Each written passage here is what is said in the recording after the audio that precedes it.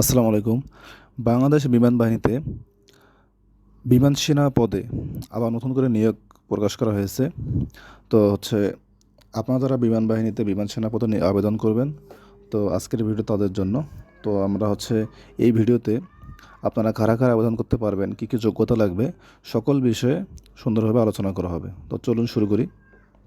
তো এখানে দেখেন যে বাংলাদেশ বিমান বাহিনীতে বিমান সেনা নিয়োগ, এটা যোগদানের সম্ভাব্য তারিখ 13 এপ্রিল 2026-এ। তো আমরা প্রথম থেকে একটু দেখে আসি। তো এখানে দেখেন বিমান সেনা এন্ট্রি নং 54 শিক্ষা প্রশিক্ষক, তারপর সাইবার অ্যাসিস্ট্যান্ট, মানে আপনার মোটামুটি বিমান সেনা শিক্ষা প্রশিক্ষক আর সাইফার অ্যাসিস্ট্যান্ট, এই 3 পদেই মোটামুটি নিয়োগটা হবে। তো প্রথমে শিক্ষাগত যোগ্যতা দেখে নেই। শিক্ষা প্রশিক্ষক যারা শিক্ষিত বিশ্ববিদ্যালয় হতে পদার্থবিজ্ঞান, গণিত, রসায়ন, ব্যবস্থাপনা, ইংরাজি এবং স্নাতক পদে ন্যূনতম 300 নম্বর থাকতে হবে। এইসব বিষয়ে 300 নম্বর থাকতে হবে এবং ন্যূনতম সিজিপিএ 2.5 থাকতে হবে। আর সাইফার অ্যাসিস্ট্যান্ট স্বীকৃত বিশ্ববিদ্যালয় হতে বিএসসি, বিকম, বিএ সমমান ও ন্যূনতম সিজিপিএ 2.5 থাকতে হবে। শিক্ষা প্রশিক্ষক পদে আপনার এই পদার্থবিজ্ঞান, গণিত, রসায়ন, ইংরাজি, ব্যবস্থাপনা এসব বিষয়ে আপনার স্নাতক বা সমমান পাশ করতে হবে। আর সাইফার অ্যাসিস্ট্যান্টে আপনার যে কোনো বিষয়ে আপনি ন্যূনতম সিজিপিএ 2.5 থাকলে আবেদন করতে পারবেন।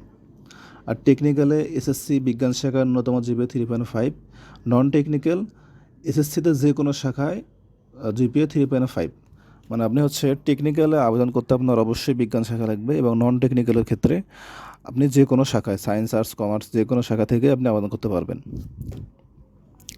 এরপর এম এমডি এরপর এমডিওএফ, এসএসসিতে বিজ্ঞান শাখায় জিপিএ 3.3 থাকলেই হবে। প্রবোস্টের ক্ষেত্রেও 3.5 লাগবে বিজ্ঞান শাখা। চিকিৎসা সহকারীতে এসএসসিতে বিজ্ঞান শাখা থাকতে হবে এবং জীববিজ্ঞান থাকতে হবে। আইটি সহকারীতেও 3.5 বিজ্ঞান শাখা থাকতে হবে এবং খেলোয়াড় পদে আপনি যে কোনো শাখায় থেকে জিপিএ 2.5 থাকলে আবেদন করতে পারবেন। তো এখন এখানে দেখেন আরেকটা যে যারা চিকিৎসা সহকারী ট্রেডে আপনারা আবেদন করবেন এবং ম্যাথস থেকে 4 বছর মেয়াদ সম্পন্নকারী যারা আছেন তারা আপনার এখানে বিশেষ একটা পাবেন, মানে একটা বিশেষ একটা আপনারা অগ্রাধিকার পাবেন।